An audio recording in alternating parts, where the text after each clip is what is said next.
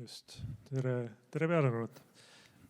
Veel kord siis täpsustuseks, et avalike pilve all me mõtleme ikkagi Amazoni, Azure'i, kõiki neid. Riigi pilv on riigi omanduses. Kõik riigiasutused on üks riik. Et seal ei ole vahet, kas need on teie või meie serverid, see on kõik üks riigi oma. Aga need on valed slaidid. Ei ole, õiged slaidid, väga hea. Nii, turvapõhimõtetest natuke. Ehk siis iske on meie jaoks ajalugu, meie isket enam ei vaata, kuigi jälle tuleme seadusandluse juurde, seadusandlus ütleb, et isket peaks rakendama. Meie vaatame tulevikku ja AIDS on siis see, kuhu me läheme. AIDS on meie A ja O, aga sinna peale me hakkame siis võtma igasugu muid asju arvesse. Ehk siis me teame, et osad meie kliendid soovivad näha ISO 27000 seeria sertifikaate. See võiks olla järgmine samm.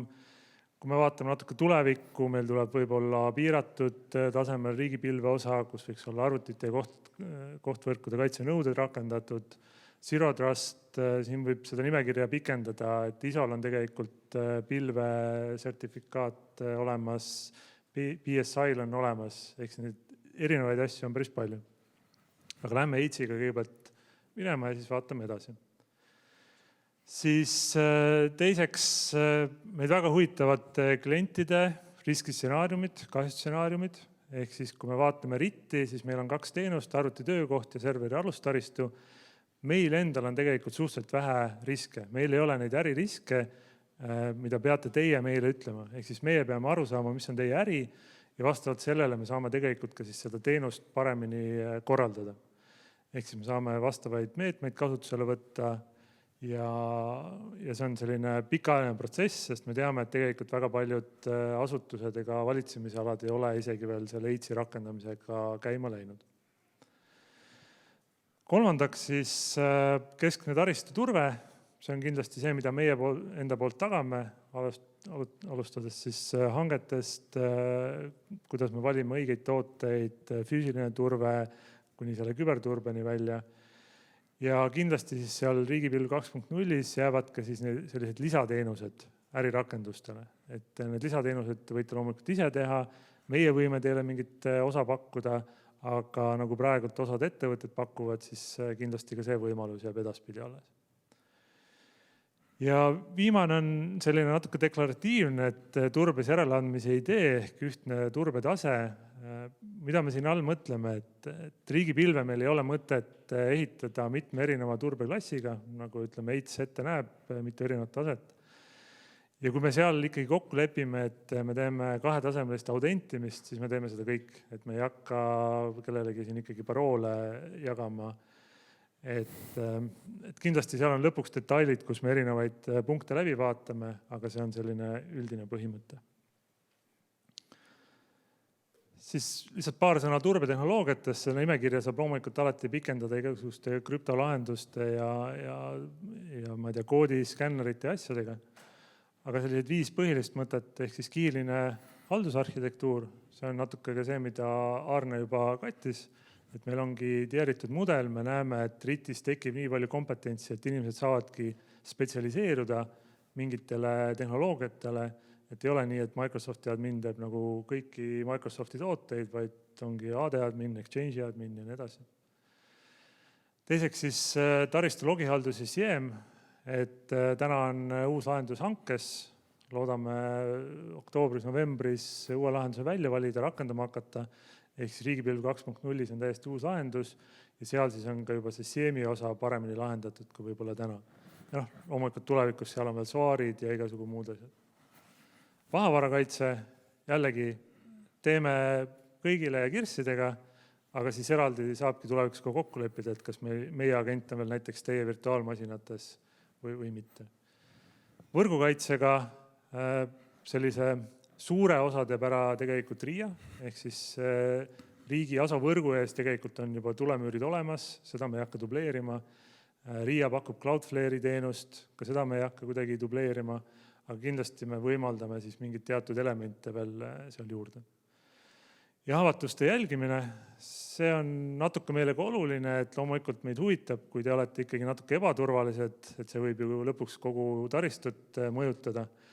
Et me kindlasti aitame seda teha, ka RIA aitab ju täna teil riigipilves seda teha, nad skaneerivad teenuseid ja me tahaks seda ka seestpoolt rohkem teha, et RIA vaatab ka täna rohkem väljastpoolt seda.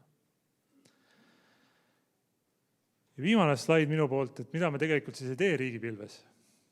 Et esiteks siis me loomulikult pakume välja tehnilised lahendused, kuidas te saate näiteks oma rakendusi varundada, testida, aga meie ei hakka teie eest neid poliitikaid tegema. Teie peate ikka teadma, kas te varundate kord päevas, kord kuus, kord aastas ja teie peate ka seda ikkagi testima, et kas need asjad töötavad, et seda me teie eest ei tee.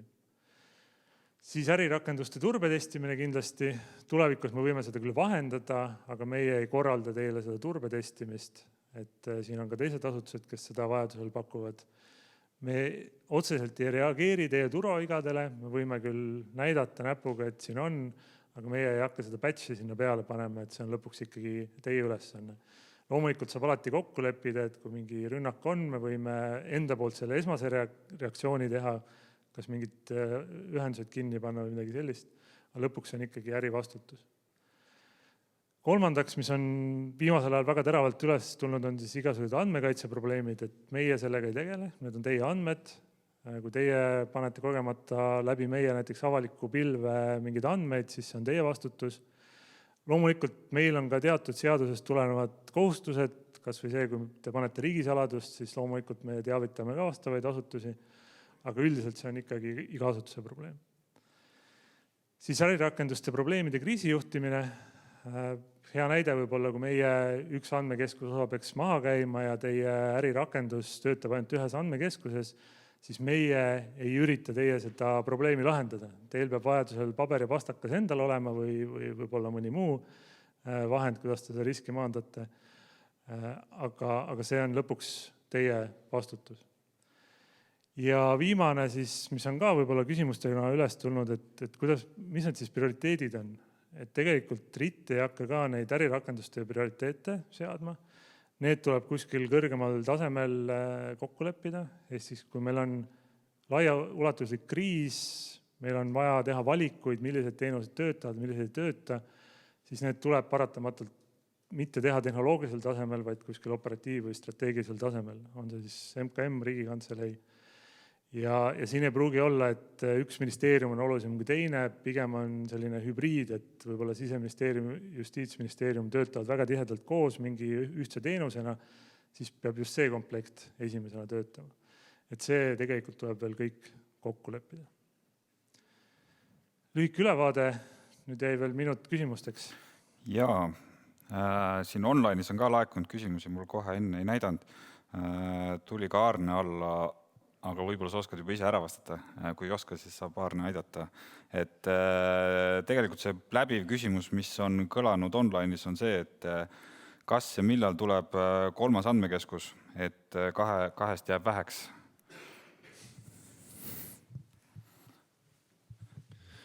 Jah, et ma julgeks öelda nii palju, et hange käib ja selles mõttes, et kui selgub võita, siis on teada, kus ja milline. Aga lootus on, et see nüüd üsna kohe tekib, sest sooviks juba seda uut nii-öelda arhitektuuri hakata kuskil ju majutama. Ja siis ma võtan veel ühe online'ist. Kas turbepõhimõtted, millest järeleandmisi ei tehta, on disainitud sisendina klientide vajadusi või nõudeid ka kaardistatud? Me oleme saatnud päringu välja asutustele, et palun saatke enda tänased sellised põhinõudmised. Päris paljud asutused on seda saatnud, kes veel ei ole, julgustan saatma. Aga meil on väga raske võtta arvesse nõudeid, mida teil endal kirjas ei ole. Et kui teie peades on kuskil kirjas, et meil on mingi linnuke kuskil süsteemis, seega meie ei tea seda. Ja väga raske on teil hiljem tulla ka meile ütlema, et miks te seda ei teinud. Ehk siis mida rohkem te suudate taasesitavas vormis meile neid ette saata, seda paremini me saame neid arvesse võtta. Et nii lihtne ongi. Kas meil on saalis ka küsimus? Praegu eelistasin online'i muidu. Kui kohe ei ole, siis ajagraafiku huvides aitäh sulle ka väike kingitus.